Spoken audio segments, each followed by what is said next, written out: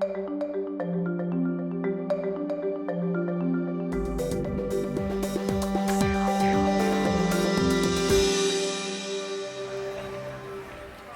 is it in the deep south of the United States? Preacher moves into a state of religious ecstasy and drinks strychnine, drinks poison, and has no biological effects. Or the snake charmer in India alters his state of being and gets bit by a poisonous snake and has no blood coagulation.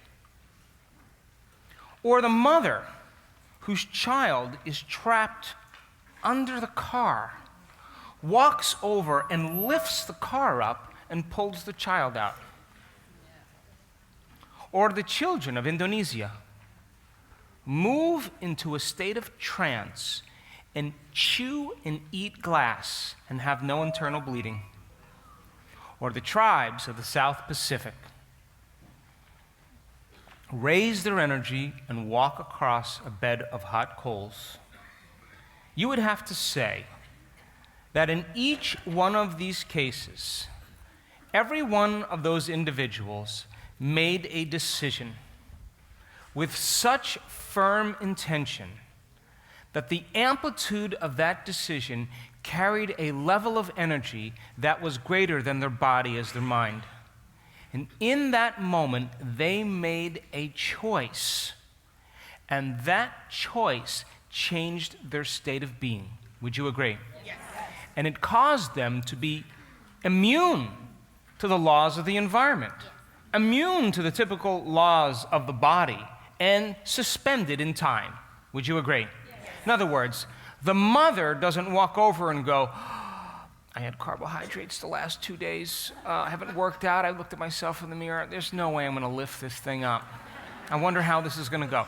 That's not going to lift up the car. Would you agree?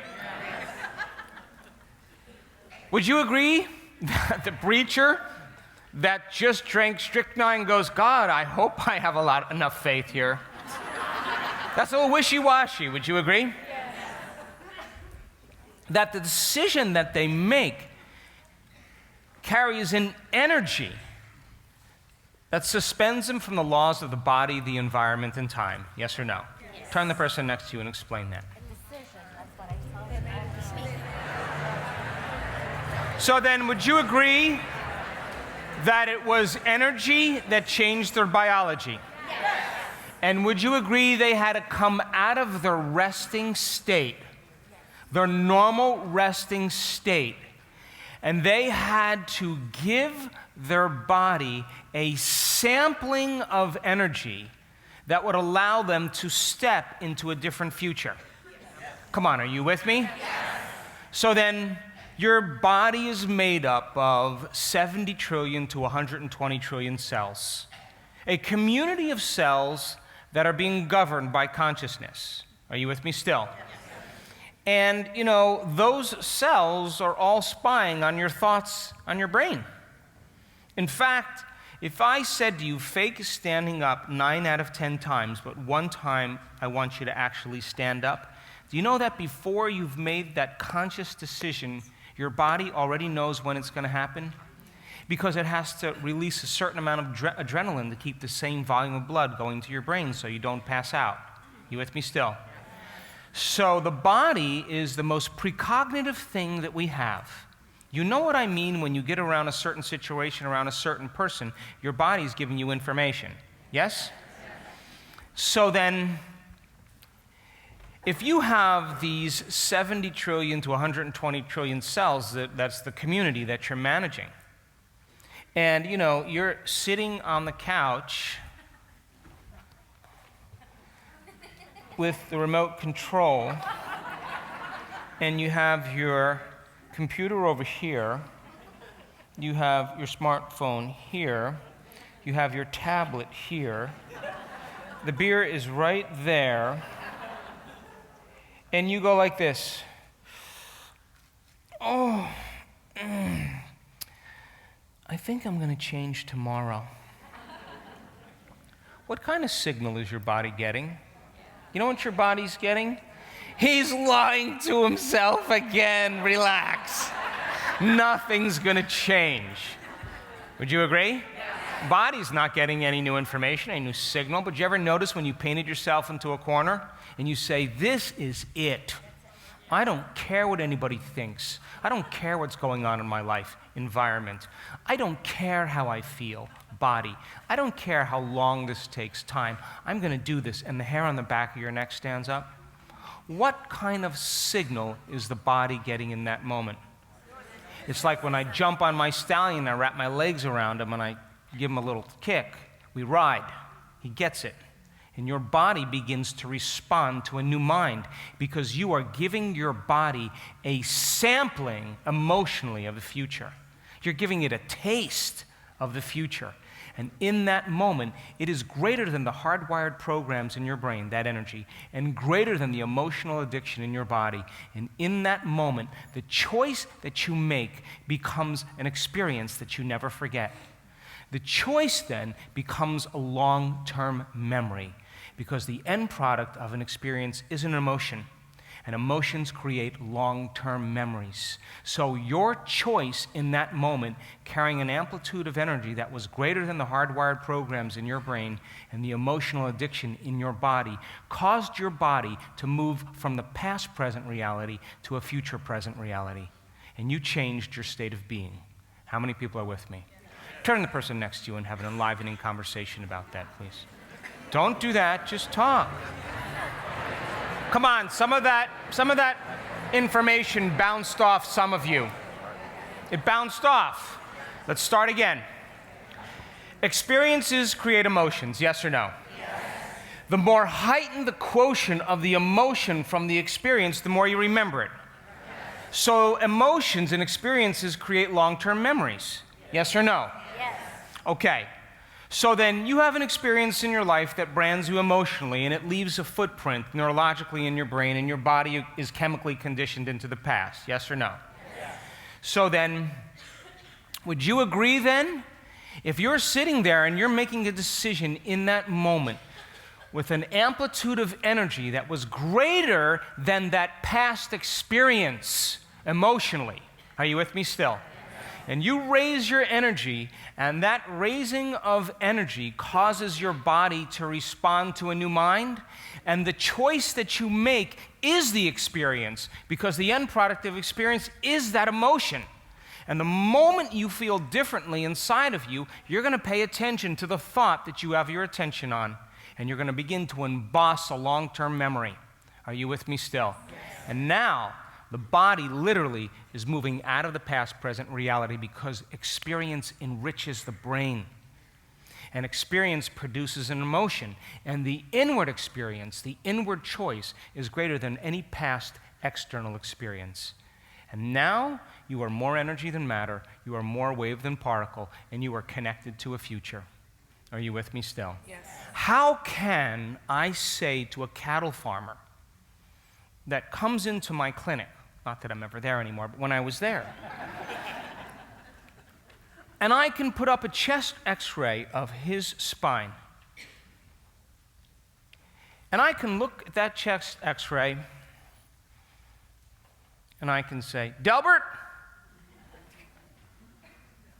see that spot on your lungs, Delbert? Yes, I do. Well, Delbert, I don't like that spot. Well, what is it? Well, Delbert, it's not good. Delbert, you smoke? Yes, I do. Delbert, how long you been smoking? 45 years. Well, Delbert, if you keep smoking, I'm concerned that that spot is going to get worse. Well, what do I do? And I look him in the eye and I say, Delbert, you have to stop smoking. And he locks in eye to eye with me. And he says, okay.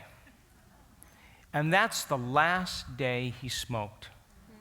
no patches, no vapors, no chewing gum, no hypnosis. He made the choice.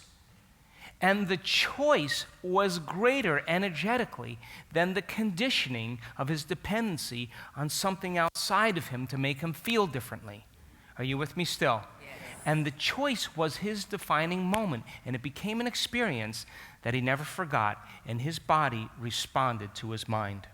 Are you with me still? Yes. Turn to the person next to you and explain that. Okay, so, are you with me? Yep.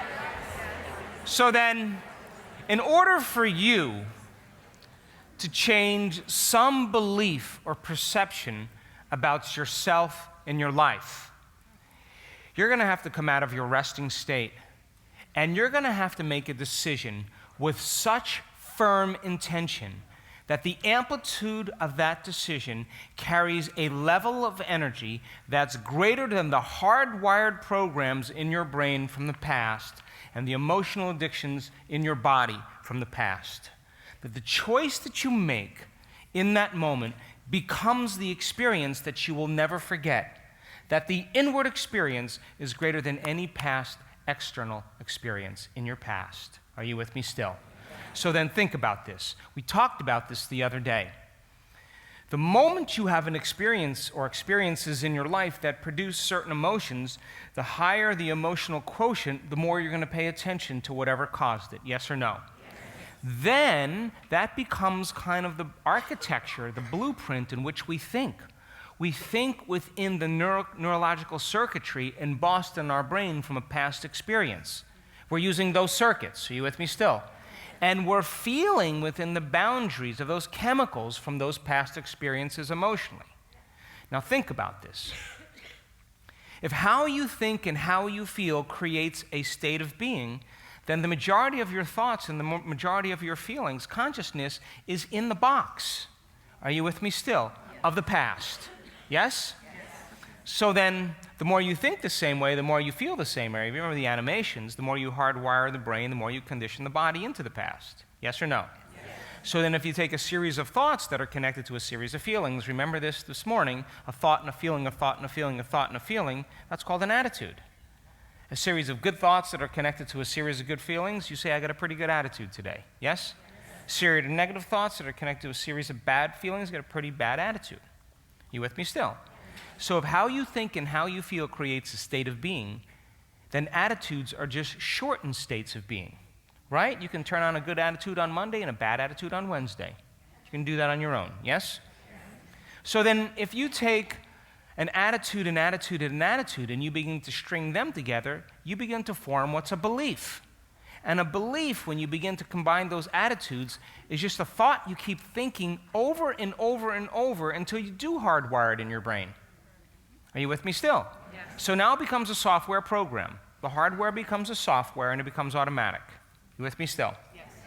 So then, if how you think and how you feel creates your state of being, then over time, not only are you hardwiring it into your brain, but you are now emotionally conditioning it into your body. Yes or no? Yes. Come on. Yes. So then, if how you think and how you feel creates a state of being, and the redundancy of thinking and feeling and feeling and thinking conditions the body to become the mind, then all beliefs are subconscious states of being.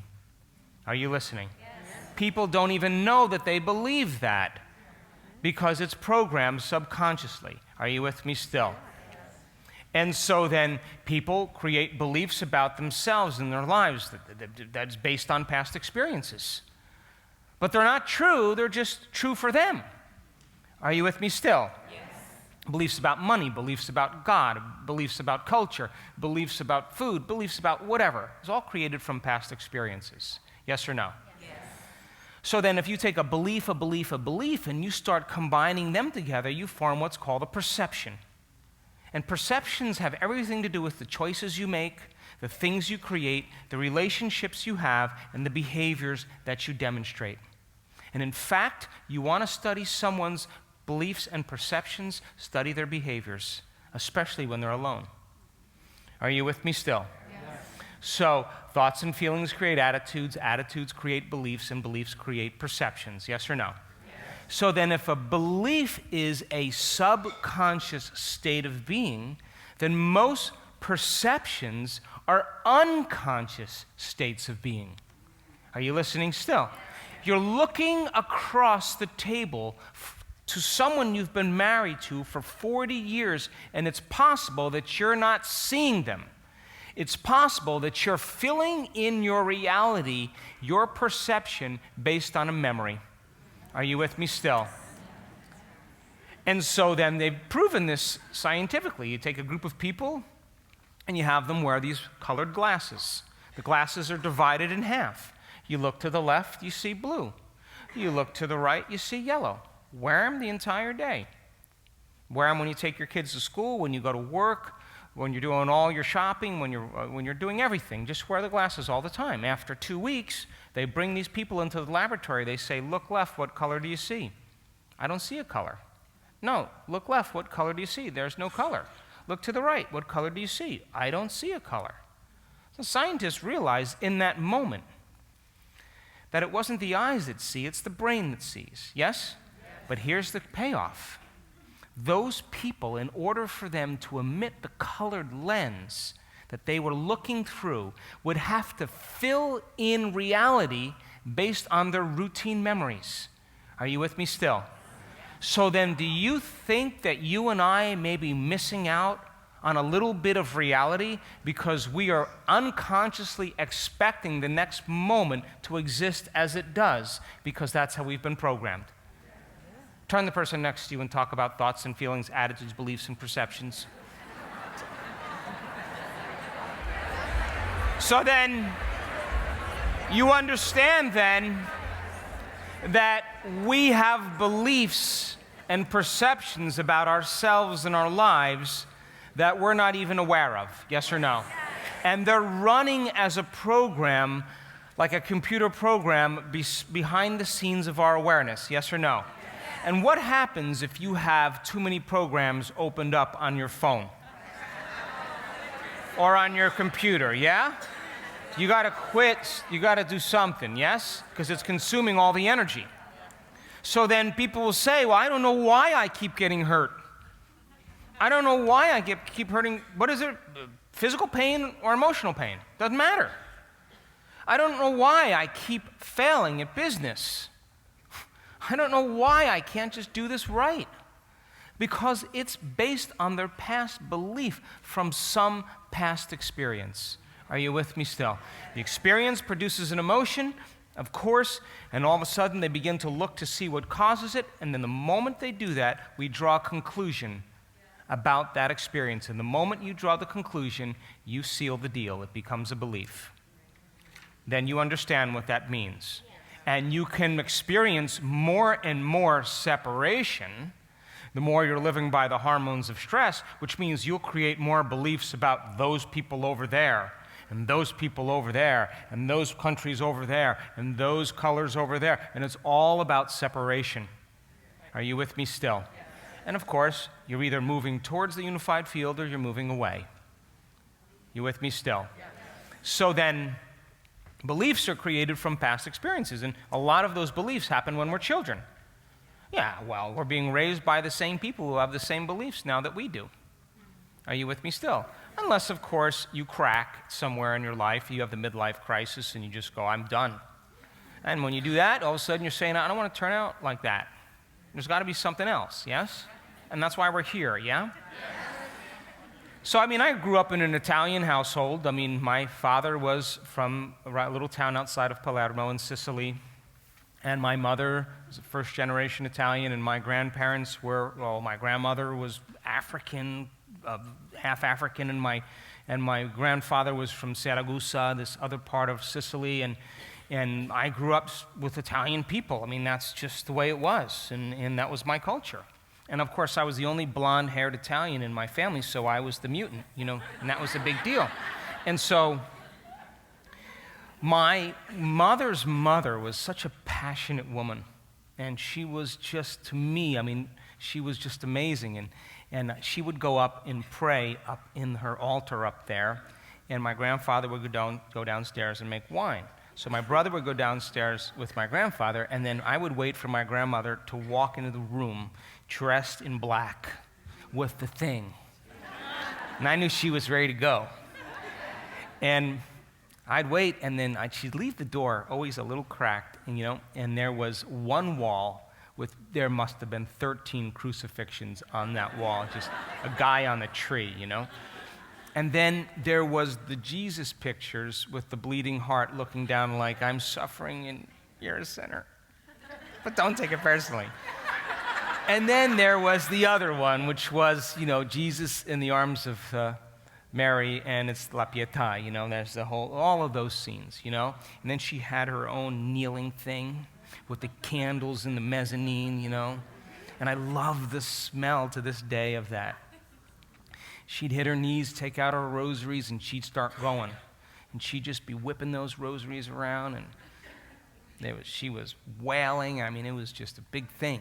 And I would watch her, and I just couldn't take any more of it. And I'd run down the stairs, and I'd run back up, I gotta look again. And she was such a cool lady, and she'd come out, and I would just be and she'd come over and pick me up, and sit down. And so I grew up in this one area of East Coast here, and then we moved to another town. And when I moved to another town, it was a completely different experience for me. It was my first day of 4th grade. And here I am sitting down at the chairs at 8, how you have the 3 here and the 3 here, 6 seats, and put them all, the desks, you put them all together. So you have 2 girls on this side and a girl in front, and 2 boys here and a boy here. So I'm sitting down. My first day of 4th grade, we moved to a new town, and I got Allison Rubin over here. I got Nancy Lubars over here. And I got Lori Blinder right in front of me here. And I'm sitting next to these Jewish girls, and they break the news to me that Jesus wasn't Italian that day. I mean, that was a trauma for me. I mean, I believed he was Italian. So then I go home, and my mother asked me about the first day of school, and she's trying to grab my arm, and I'm just moving away from her, and she's following me around. Finally, she grabs me by the arm. What is wrong with you? I said, I thought Jesus was Italian. She goes, no, he was Jewish. I go, Jewish? Grandma's talking Italian to him every day. He looks Italian in all those pictures to me. And what's the deal with the Roman Empire? Isn't Rome in Italy? So I had to change my belief. Would you agree? So I talk about it in You Are the Placebo, and this doctor from Texas sends me a postcard. On the back of the postcard, it says, hey, doc, on page 268, you were saying that Jesus was Italian, and I think you should read this postcard. So I get this postcard, and on the other side, it says, it's official. Jesus was Irish. He had 12 drinking friends.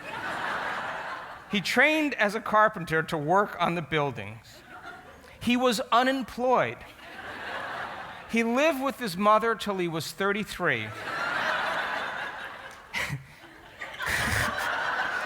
He thought his mother was a virgin.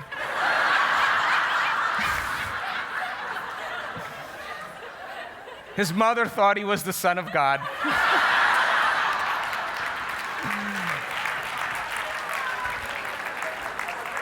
So then, we've been conditioned based on our past to believe certain things, yes or no? Yes. So how can you give someone a sugar pill, a saline injection, perform some false surgery or treatment, and a certain percentage of those people will accept, believe, and surrender to the thought without any analysis that they're getting the actual substance or treatment? Are you with me? Yes. So here's my first question. Is it the inert substance that's doing the healing, or is it the body's innate capacity to heal when it's stimulated in the right way? Are you with me still? Yes. So then, that pill represents a new potential in the quantum field called getting better. And you give it to a certain group of people, and blue pills work better than red pills. If you name a drug something that a patient cannot pronounce, it will work better because they'll be intimidated by it. What are you taking? I'm similar. So. What? So they give their power away to it, yes? If you name a drug that subconsciously sounds like something you want it to do, it'll work even better. Do you think it's a coincidence that Viagra rhymes with Niagara? Do you think that's a coincidence? That's a lot of flow. That's subconscious. Rogaine, grow, gain. It's all about subconscious programs. If you charge more money for the drug, it'll work even better. Are you with me still? And if the doctor is enthusiastic, it'll work even better. Are you with me still? So that pill then, when you give it to a person and they've been conditioned based on the past that pills have taken some symptoms away. You with me still? You take a pill, you look at it, you take it, you swallow it, 15 minutes later, your pain goes away. You look at the pill again, you take it, you swallow it, you notice it going away. And all of a sudden, you notice a change in your internal state. You pay attention to what caused it in your external environment, and you begin to become conditioned to that pill. You with me still? Yeah. You keep doing that over and over again, and you give somebody a pill that looks just like that pill. And without even thinking about it, they take it, and based on their conditioning, they expect an outcome to take place. And placebo is based on conditioning, and conditioning is based on the past. And expectation, which is based on the future. Are you with me still? Yes. So then when you give that person that pill, and you tell them it's the best medication for this particular condition, that person uses that pill as a symbol of possibility, just like a symbol of possibility that you tuned into. Are you with me still? Yes. And the moment that person gets optimistic, gets inspired, gets expecting an outcome, feeling excited, they begin to marry a clear intention with an elevated emotion, and they are changing their state of being. Are you with me still? Yes. So then, think about this. Do you need a sugar pill or a saline injection to change your state of being? No. Have you been changing your state of being this particular weekend? Yes? By marrying a clear intention with an elevated emotion. Yes or no? So then, that pill then is representing a potential in the quantum field for that person. And when they begin to select that potential, it's not the pill that's doing it. It's that they are beginning to accept the effects of a future before it's made manifest emotionally. Yes or no? Yes. So then, they're beginning to make their own pharmacy of chemicals to match the exact chemical they think they're taking. Are you listening closely? Yes. So then, 83% of people, 81% of people that are in a depression study respond just as well when they're taking the placebo as the people who are taking the actual medication. 81% of them are getting better by the placebo, equal to the people taking the medication. You with me still? Yes. So they do brain scans on these people before and after, and they see significant changes in the frontal lobe and certain areas of the brain to prove to them that they're better. And many of those people that were given the placebo insist that the doctors made a mistake, that they actually got the real substance. So then, if their brain scans are changing, it must mean they're making their own pharmacy of antidepressants. Yes or no? Yes. If you give certain people in a dental study a placebo and you tell them it's one of the most powerful narcotics for pain, more than half of those people, after they have their molars pulled, have no swelling and no pain when they take that substance. But it's nothing more than sugar. You with me still? Yeah. So then they take a specific drug that blocks morphine receptors in their brain. And the moment they take that drug, all of their pain comes back, which means they're making their own morphine by thought alone. Are you with me still? Turn the person next to you and have an enthusiastic conversation about placebos. Now, how many people are with me? Are you with me? Yes. Come on, poke the person next to you. Are you with me? Yes. So think about this. Because we are 1 foot in the real world, 1 foot in the quantum world. Those people that were in that depression study, listen closely, took that placebo for a minimum of 6 to 8 weeks. You with me? Yes. So every day they took that pill, and that pill represented a possibility in the future, and they became enthusiastic and inspired, and they changed their state of being by something outside of them. You with me still? Yes. And they did that for 6 to 8 weeks. It took them 6 to 8 weeks to finally heal their depression. So if it took them 6 to 8 weeks to finally change their state of being, do you think it may be a good idea to do your meditation for 6 to 8 weeks to change your state of being? Yes. Turn the person next to you and have a lighthearted conversation about that, please. They did this study where they took a group of people with Parkinson's disease. And Parkinson's disease is deficiency in dopamine in the brain. Remember that from yesterday? And when there's not enough dopamine in the brain, the upper motor neurons can't fire well together, and it produces involuntary tremors in the body. The body goes into like a spastic paralysis. You with me still? Yeah. So they did this placebo study, and they conditioned these people and told them that they had a very powerful drug for Parkinson's, the best one they've ever created. And they made this big ritual, and then they gave them this injection, and more than 50% of the people had their tremors go away. Just go away. So the doctor said, well, that, of course, that's the placebo, which means we don't want to look at that. Mind and body are not related. And one researcher said, well, let's think about this. If all of their tremors went away completely, maybe they're making their own dopamine. Are you with me still? Yes. So they found this radioactive substance that fit into the same receptor sites as dopamine. You with me? Yes.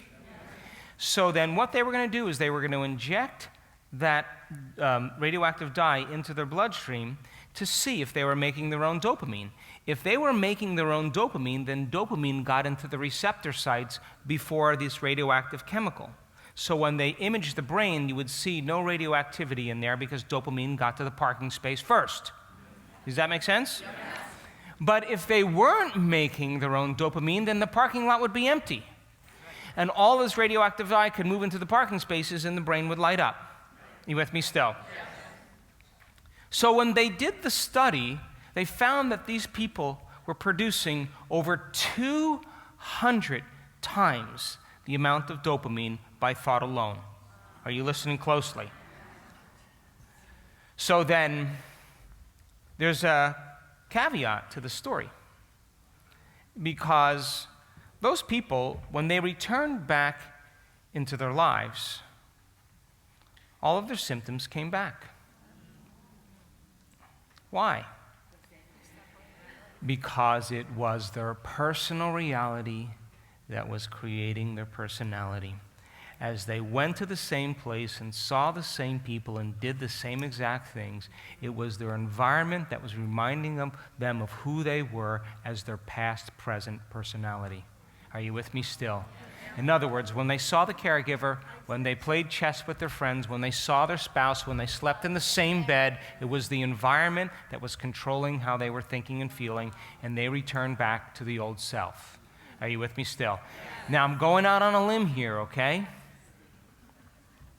So if the environment is so strong to cause those people to return back to the old state of being, and they forgot about the new state of being because the environment was that intoxicating, do you think it might be a good idea to do your meditation every day and to move into that state of being to be greater than your environment? Yes. Turn the person next to you and have a wonderful conversation about that.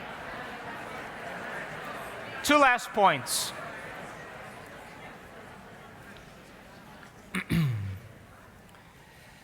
That the placebo is based on three things. Conditioning.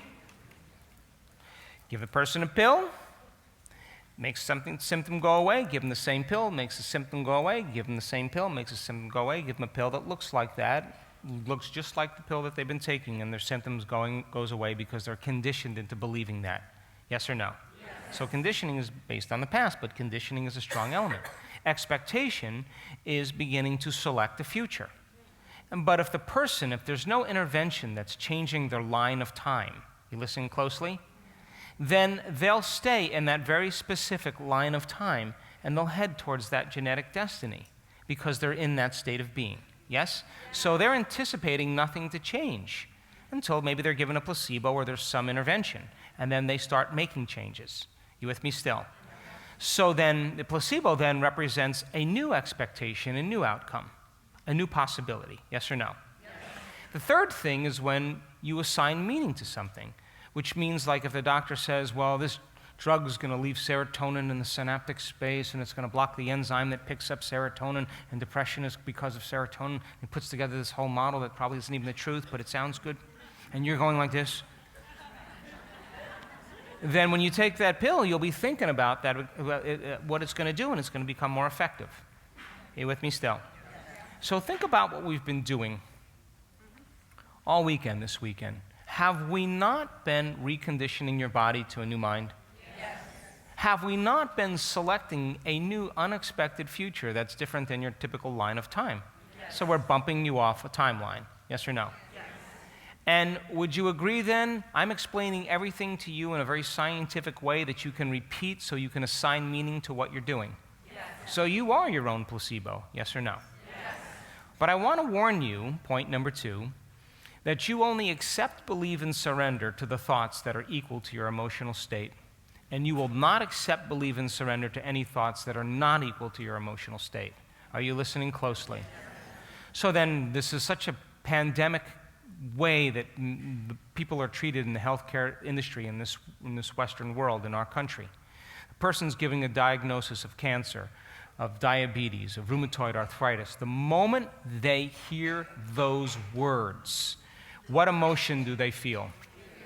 Fear and pain and sadness, yes or no? And that moment they remember, yes? Because it's new information and it wakes them up. And now they got to pay attention to what's telling them that. Now, anything that happens past that point, they're suggestible to equal to the fear or the sadness that they are experiencing. You got 6 months to live. You got 3 months to live. You got 9 months to live. You got a year to live. It's never 4 months or 8 months. It's always 3, 6, 9, 12. So there goes the voodoo curse. That's it.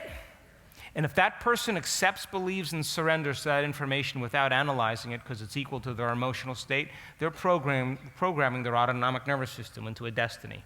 Are you with me still? If you read my book, The Placebo, I start off on a story about a guy that was diagnosed with cancer, given a certain amount of time to live. He just wanted to make it past the holidays. He just wanted to live to see his kids celebrate Christmas. A week later, he dies. Dies. They do the autopsy on him. He doesn't even have enough cancer. There's a little small speck of cancer. He died by thought alone. He anticipated the outcome. Are you with me still? Isn't that crazy? And guess what? If 50% of every person that's on their way to their first chemotherapy treatment gets nauseous on the drive over in anticipation of it occurring. I tell our staff at the clinic, if 50% of those people get nauseous on their drive to their first chemotherapy treatment, 50% of our patients can get well on their drive to our office in anticipating getting treated really well. Any difference? So then, what happens after that diagnosis begins to lay the foundation of what the person has to work against. Are you with me still? And they can think positively all they want. They can tell me they're going to beat it, but if they're not changing their body state, that thought is going to stop right at the brainstem, and it's never going to go any further. Are you with me still? Yes. And I have seen this in our clinic. I mean, we treat in our clinic crazy, wild, busy, super nutty clinic, and we work with a lot of chronic conditions because nobody wants to deal with chronic. Chronic means you got to create a lifestyle change. And so we do a lot of chronic work with people, and we get them chemically balanced, emotionally balanced, and we get them physically balanced. That's what we do. And if we get 2 out of those 3 in order, the third one always comes around. It's the way it is. So I'm in covering for the doctors. They're on vacation, and I'm working pretty hard that day. And I come walking in the room, and there's this lady, Barbara, that I've treated for probably more than 17 years. I hadn't seen her. She's a potter. She throws pots, and she's an artist and photographer, and she's really talented. And I walk in, and she is sobbing in the room. And I say, Barbara, what is wrong? And she said, I've been diagnosed with rheumatoid arthritis. Listen to this. The doctor told me I didn't have much time to live. Yeah. I'm telling you the God's honest truth. He told me I'd never be able to throw pots again. She was swollen in her knees, swollen in her hands. I mean, she was inflamed. She was upset. And I looked at her and I said, Barbara, just because you've been diagnosed with rheumatoid arthritis doesn't mean you have to have any of the symptoms. And it bounced right off her. What? Because she was on a different program, yes or no? I said, Barbara, just because you've been diagnosed with rheumatoid arthritis doesn't necessarily mean you have to have any of the symptoms. I don't know what you're talking about. I said, what's your diagnosis? Rheumatoid arthritis. Okay? You could have the rheumatoid factor in your blood and you don't have to have any of the symptoms. I don't get it. Okay, you stay right there. Don't you move. I want you to think about that. Then I go through the 6 treatment rooms. I come back around, and I walk in, and she stands up and says, just because I've been diagnosed with rheumatoid arthritis doesn't mean I don't have to have any of the symptoms? And I say, now we're ready to work. Now, you understand that she could not accept, believe, and surrender to any information that wasn't equal to what the doctor told her in that experience and the emotion that went along with it. That was her belief. Yes or no? Yes. But our students that heal themselves don't always accept, believe, and surrender to the information equal that's being told to them. Now, they honor the values, they honor their condition and diagnosis, but they don't honor the outcome, what normal people typically go through. You understand that? Because they're not going to accept, believe, and surrender to that. They're going to accept, believe, and surrender to something else and change their future. Are you with me still? Yes. So I want you to know that Barbara, we got her 15 minutes a day sustaining elevated emotions like gratitude and sustaining it. And we did a few things to eliminate certain foods. And I was back in the office, a little ways back, covering for the doctors again. And here comes her husband walking in. And I said, how's Barbara? He said, she's taking flying lessons today. So then, when you change that emotional state, and you're in a state of gratitude, for no reason at all, but that you can create it, because you're committed to it. You're in a state of inspiration, invincibility, empowerment, unlimitedness. Then you'll accept, believe, and surrender to the thoughts equal to that emotional state, and you'll program your autonomic nervous system into a different destiny. Are you with me still? I know this to be the truth because I've watched it in too many advanced workshops. And I ask people to take the ride with me, cross the river, leave all of that baggage on the other side. There's a whole new future, and you got to believe in it more than your past. And that belief should be the belief that you endorse every day. Are you with me still? Yes. So then, To become conscious of the unconscious belief starts the process in and of itself. Yes? Now that you understand what the belief is, you got to make a decision with such firm intention that the amplitude of that decision carries a level of energy that produces an emotion, which the quotient of that emotion is higher than any past external experience that created the belief. The choice that you make inside of you is greater than the experience that took place outside of you that created that belief. And when the inner experience becomes the event, then you'll never forget your choice. And in that moment, you just moved from living in your past present reality to living in your future present reality. Because when the thought becomes the experience, or the choice becomes the experience, and you are moved out of your resting state, and you are moved by the Spirit, and the hair on the back of your neck stands up, that experience is rewiring the circuits in your brain. Isn't that what experience does? And it's reconditioning the body to a new mind in that moment. And you are signaling new genes in new ways. And you are moving your body from a past present reality to a future present reality. And the choice becomes an experience that you never forget because it made it to your body. Are you with me still? Yes. Turn the person next to you and explain that. Let's run through some slides now, all right? We lower the lights. You with me? You guys all right? I didn't drink any coffee at lunch. I'm just excited. Didn't you love that kid? Didn't you love when he switched off from being the karate master to being a kid again? Because we're the same way, you know that. We're all just playing it. All right. The top prescription is for your arthritis, but it may cause a heart attack. The second prescription should prevent your heart attack, but it could cause damage to your liver. The third should prevent liver trouble, but it may destroy your spleen. The fourth protects your spleen, but it's known to eat away at your prostate. And the fifth, you know how that goes. I am so insulted by pharmaceutical commercials, personally.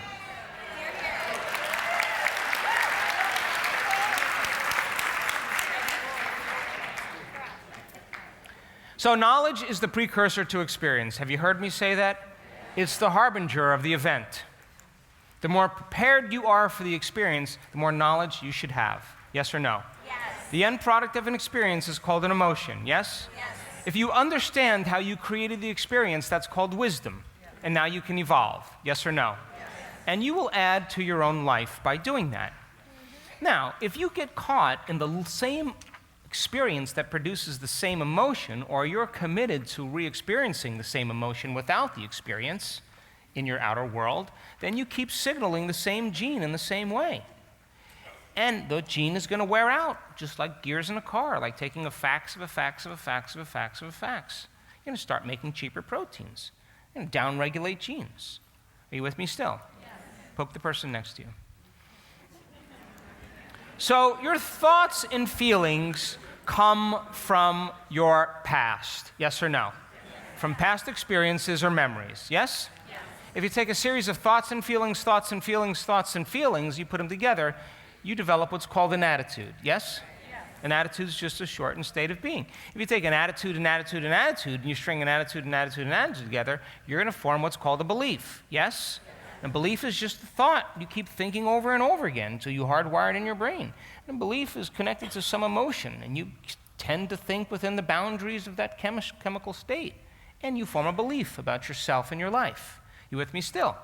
You put a belief, and you keep believing more and more of the same things, and they all of a sudden start to merge together. Now you're going to have a perception. Perceptions have everything to do with the choices you make, the things you create, the relationships you have, and of course the behaviors that you demonstrate.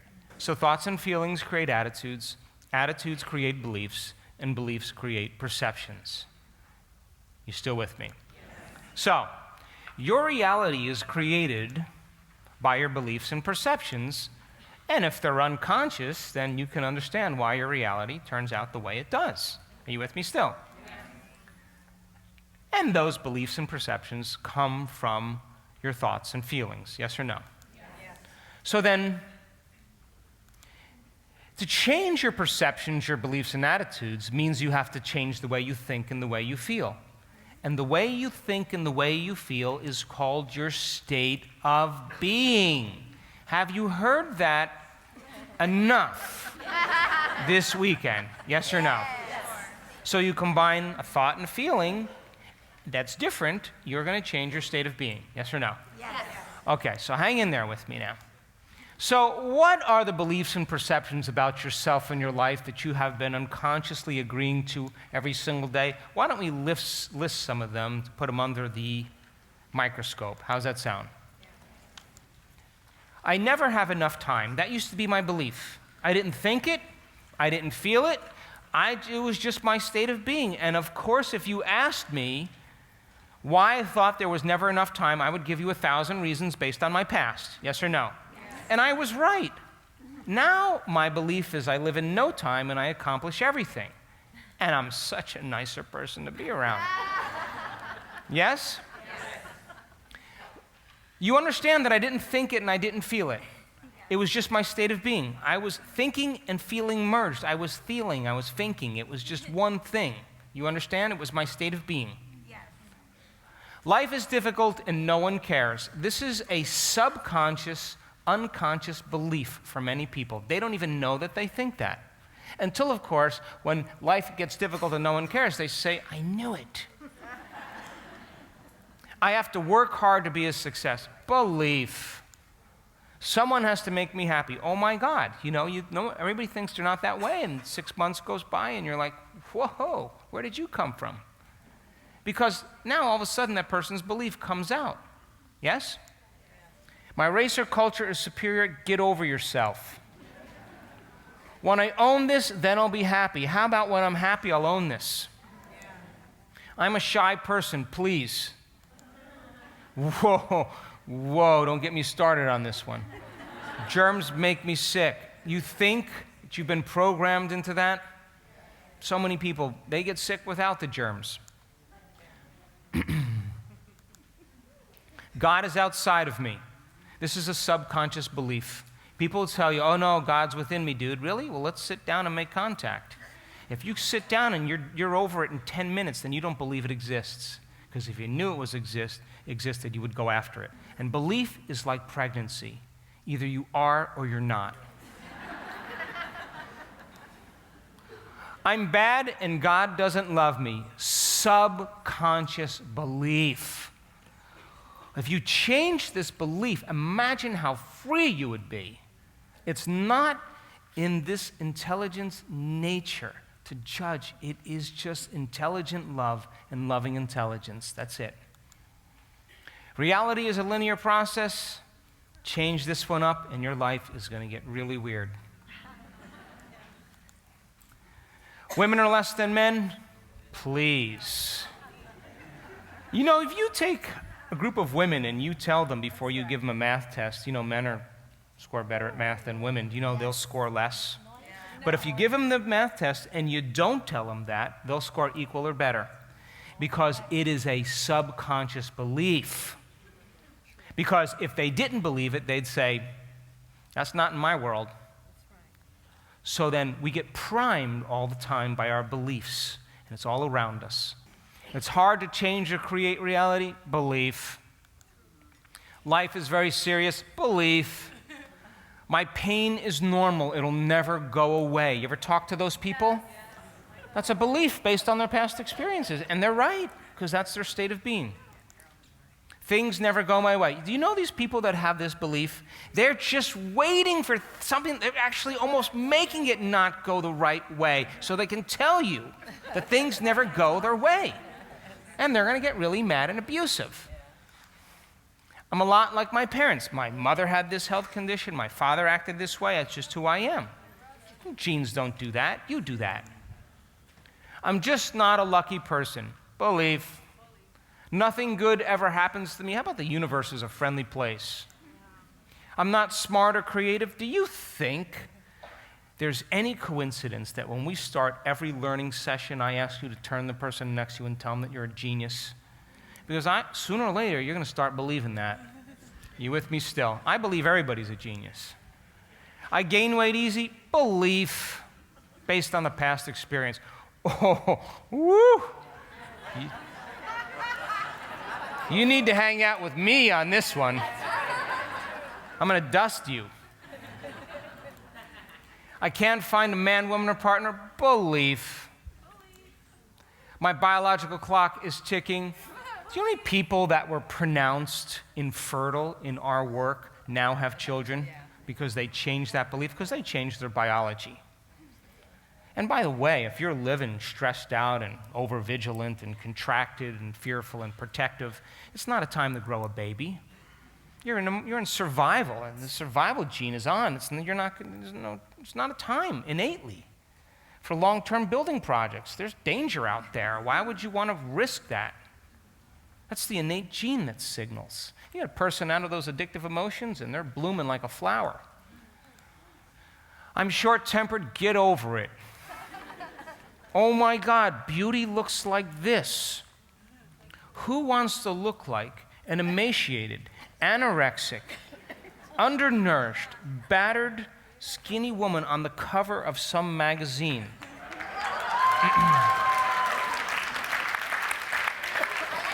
Don't you know that they do that to keep you consuming because they know you'll never look like that? And that's how we're programmed into thinking beauty looks. You know, my daughter, when she was this big, I would drop right down on my knee and I'd get right up to her nose. And I'd say to her, Jannah, you are so beautiful. Do you feel beautiful? Then you are beautiful. Because the moment you feel beautiful, you are radiantly beautiful. How many people are with me? Yes. Where do these beliefs and perceptions come from? Say it. Say it. From your past experiences, yes or no? Yes. Well, here's a very good question. See that truth meter? Yep. I got one of them right here. And if you hang out with me and we're having a glass of wine and you try that, spiritual mumbo jumbo stuff with me, you're going to get that. Now, are those beliefs true or did you make them up? You made them up based on your past experience. But would you agree then you can begin to continue to believe more and more things as you move closer and closer to oneness, to the unified field on your journey back home? You can keep evolving your beliefs. You should, yes? So then, here's my question. Do you want to continue believing and perceiving the same way?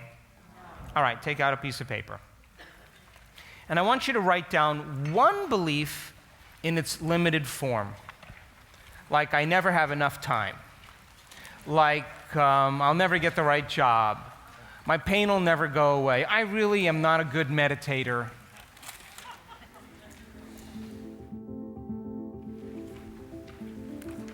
Wine gives me a headache. You come on our wine tours, you dust that belief by the second day. We're over that one.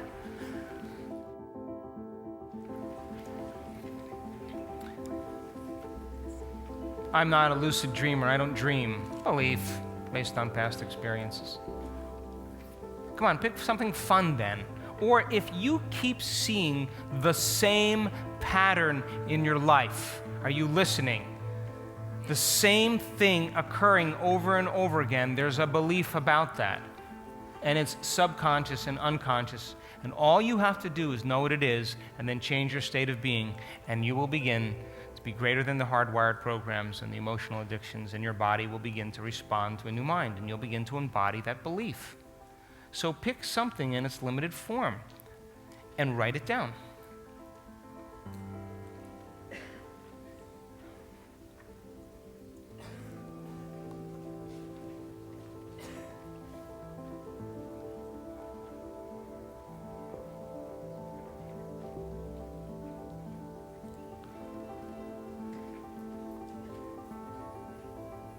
You got it written down? Yes.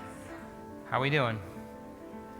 Now, underneath that statement or next to it, however you want to do it, I want you to write down the belief in its unlimited form.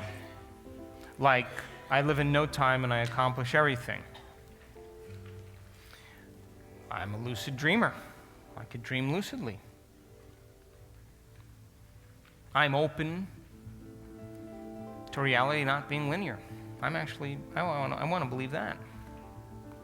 Hang on when that happens. It gets really weird.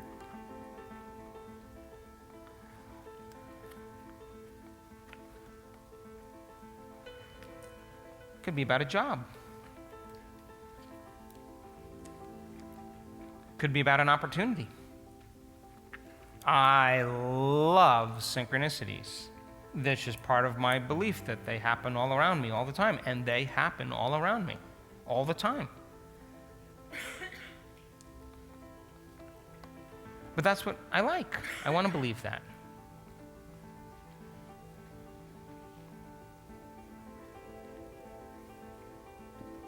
How about I never have enough time to meditate?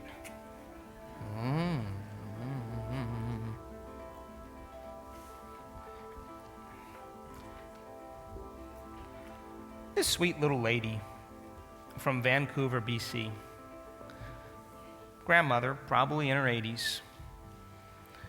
Doctor told her she had arthritis and that she was going to lose function in her hands because her joints were swollen, and she was upset because she couldn't tighten the ball jars for canning in her marmalade, or jam jars. One meditation in a progressive workshop, she changes her state of being, and all the pain in her hand goes away, and she's opening and closing her jam jars. Think she's a happy person? Just change the belief.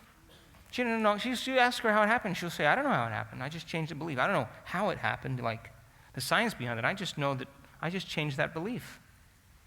I was so happy to hear that about her. I mean, that's a cool grandma, wouldn't you agree? Imagine what she would say to her grandkids. Change your belief about that. Get on the toilet.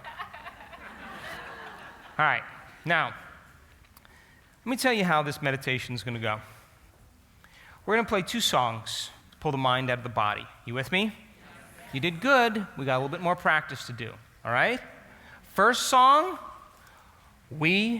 I work with you. You work with me. I'll coach you through it. Come on, stay with me. Second one, you're on your own. You find your own rhythm. You find your own cadence. You with me? Stay with me. Come on. Then, we're going to rest our attention in different parts of the body and the space around the body. Remember why? Coherence, yes? Just keep opening your focus, and more nerve cells are going to begin to join the orchestra. You with me still? Then, you're going to unfold as nobody, no one, no thing, nowhere, and no time. You got it? Now, then, when you're at that point where you're in that perfect state, I'm going to say to you, what was that belief or perception about yourself in your life that you wanted to change? And all I want you to do is remember the belief. Are you with me? Yes. And then I'm going to say to you, do you want to continue to believe and perceive in this way? If not, it's time to make a decision with such firm intention that the amplitude of that decision causes your body to respond to your mind. That the choice that you make in this moment becomes the experience that you never forget. Let this moment define you. And you better be like Gandalf on the bridge. You may not pass again. You with me still? So you got to come out of your resting state, yes? Then I'm going to say to you, what do you want to believe and perceive about yourself and your life, and how will it feel? Are you with me still? And now I'm going to say to you, come on, move into a new state of being. And then I'm going to say to you, I want you to make a choice with such firm decision that the amplitude of this choice is greater than the hardwired programs in your brain and the emotional conditioning in your body. Come on, let your body respond to your mind. Are you with me still? And the hair on the back of your neck better stand up, and you better become more energy than matter. And then I'm going to say to you, come on, from this state of being, to create an unlimited belief is to feel unlimited. To empower a new belief is to become empowered. And I want you to raise your energy. Are you with me still? Just take a chance. And when you start feeling changes inside of you, you're going to pay more attention to the thought that caused it. And you're going to begin to emboss that information in your brain. Are you with me still?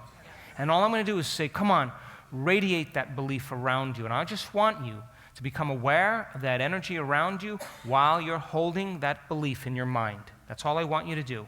And all you're saying to the observer is, take a look at that. This is what I'm putting in the mirror.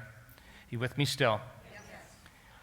And then you're going to linger there for a period of time, and then I'm going to say, now embody this belief. How will you breathe in this belief? How will you stand in this belief? How will you walk? What will be your posture in this belief? Come on, feel it in your body. And I want you to wear it. I want you to feel it. Bring it in there, because it's got to make it into the body. Are you with me still? So I'm going to ask you to embody that belief. You got it? And then I'm going to say to you, now surrender your belief to a greater mind, planting a seed in the infinite field of possibilities. And then I'm going to say to you, whatever you experience in the realm beyond space and time and emotionally embrace must manifest in space and time. It's the law. And then you'll bless your body and your life, your past and your future. You'll bless your soul and then ask the divine to step into your life. Are you with me still? We'll finish in a state of gratitude and then we'll break.